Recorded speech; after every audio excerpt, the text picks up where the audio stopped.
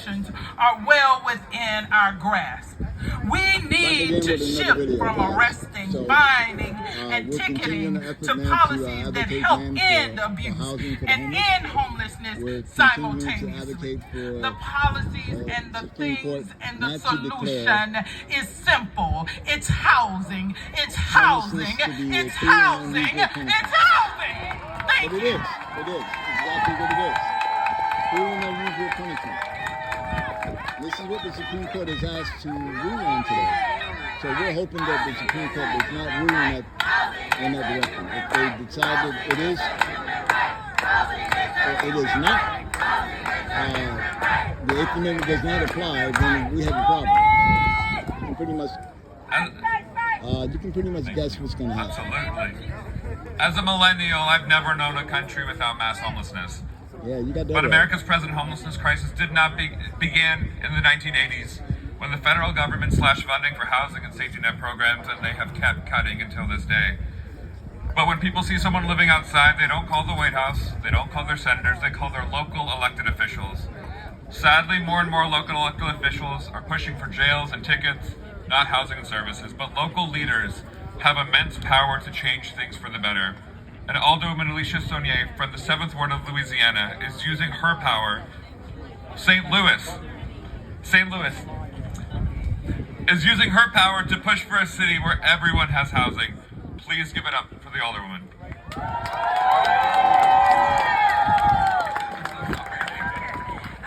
My father is from Louisiana, but I live in St. Louis, Missouri. Thank you all. Nearly 10 years ago, the events leading to the Ferguson uprising sparked a fire within me, a commitment to public service. Today, I'm honored to contribute to our city's progress and represent the voices of my community as Alicia Saunier, Alderwoman for the 7th Ward of the City of St. Louis. Every single one of us deserves a safe space to lay our heads at night. But my whole life, I've seen how it can feel like a luxury for someone to be able to afford a stable home. As a local elected, I see on the ground every day in my community how cruel and ineffective policies put cities in a position when we don't have enough shelter capacity and laws on our books that focus in on banishing away, finding, and arresting our unhoused neighbors. Our unhoused neighbors are people too.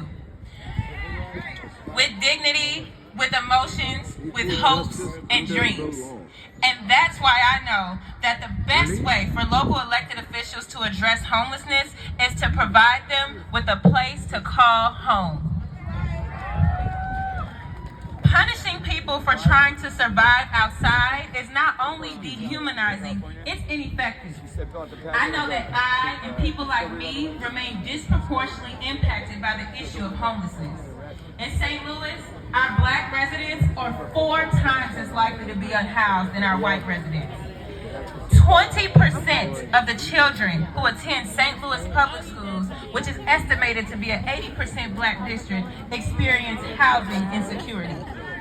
That ain't right. Nationally, we know that majority of unhoused women are searching for safety and from domestic violence. These are cruel facts, but in today's America, the way that we treat our unhoused community is not unusual. St. Louis, like so many other cities, struggles with having appropriate and adequate space for unhoused families. I think of Ms. Hosen, a passionate elder, healthcare worker, who, after becoming a widow, was unable to afford her home and couldn't find shelter space that would accommodate both her and her 14-year-old son. I think of the Eccles, a married couple who came home one day and found all of their belongings strewn across their rental unit with an eviction notice, only to find that there was not enough shelter in our city to accommodate them and keep them together as a family.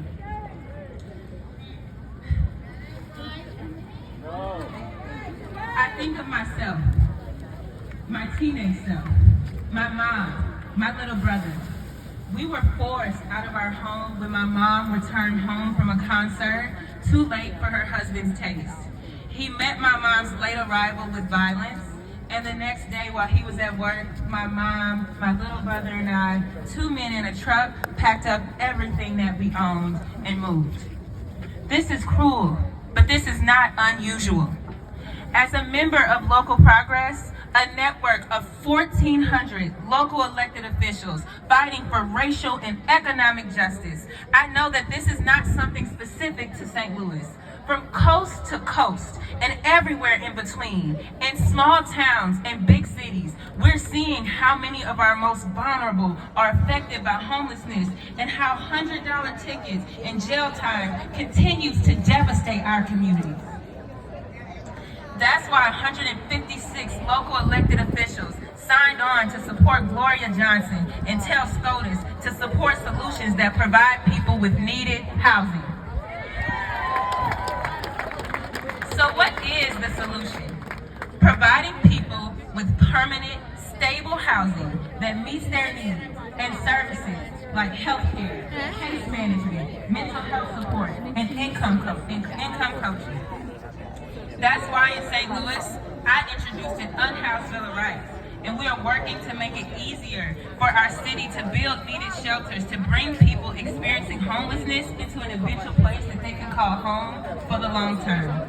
And we got so close during our last legislative session with the split vote that just came 1 vote shy. And this isn't just in St. Louis. In Houston, Philadelphia, Denver, Oklahoma City, New York City, we have seen that the solution to homelessness is to provide the full spectrum of housing. The places spearheading these policies are seeing unhoused residents find permanent, stable housing at higher rates than others, and capitalism should like this, at much lower cost than other cities. It is cheaper to house people than to incarcerate them. Thank you. I want to live in a United States that sees the humanity in each of us, that respects our Pastor, can I ask you a few questions? So I'm with Street News Media, and so we're covering this event today. And so I'm sort of wondering, so what's your expectations from the Supreme Court? Do you think they will rule that it's cruel and unusual, or go the opposite direction? I think our hope is that ultimately that they would rule that this is inhumane, and it's just a violation. It just takes all dignity from humans. But I'd have to say that our system has disappointed me far too much. You know, I would just hope. I think that's what we're all here for, hoping, right? Yes. That something will change. Yeah, I kind of think that too. I've been hoping for this. I mean, again, I've watched documentaries on the Johnson Grand Pass.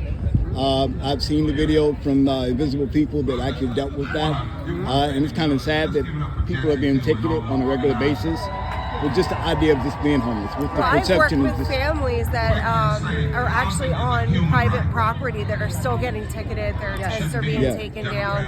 And so do you think if the Supreme Court decides that it's not cruel and unusual, how long do you think it will be before we see persecution of homeless people in the city?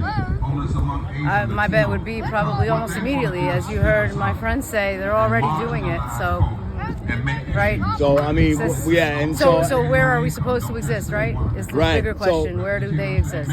Right. So what is the baseline solution? I mean, we talk about housing a lot, right? Yeah. So we have a lot of abandoned buildings absolutely everywhere that are sitting there rotting in our communities, and nobody's doing anything about them. How about put those people there? How about give them a home?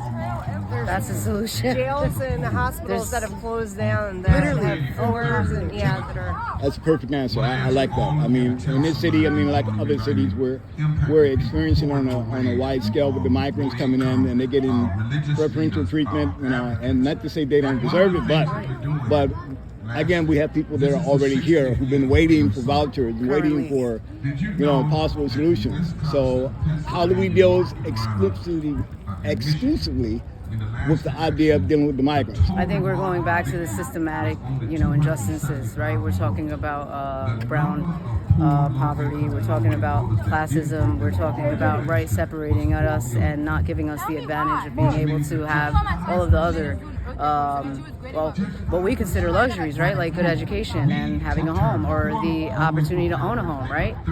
I'm 40 years old, Hispanic American. I should probably be definitely on my path to owning a home, but I am far from that. It's impossible. It's actually impossible even with a full-time overtime job these days. So dealing with the idea of Bidenomics, because we know Joe Biden's pretty much been really like not proactive in making affordability through our economy, housing for just about anybody. So, I mean, is there a solution to that? Should we? I think the solution is compassion. I think it's us remembering that we're responsible for each other. I think that's the solution. I think that we take the politics out of the mix and we just look at each other as our brethren, our sisters. We're all human. No one deserves to live on the streets, and much less not be able to breathe on the streets if that's the only option you have, right? Exactly. Thank you very much. I appreciate it. Thank you for being out here. Somebody's hurting our people, and it's gone on far too long. Yes, it's gone on far too long. I tell you, it's gone on. Social issue that we're dealing with right now. Housing, not handcuffs, right? That's what we've been promoting for a while. So let's just hope that as we proceed this rally that we will see some visionary action from the Supreme Court.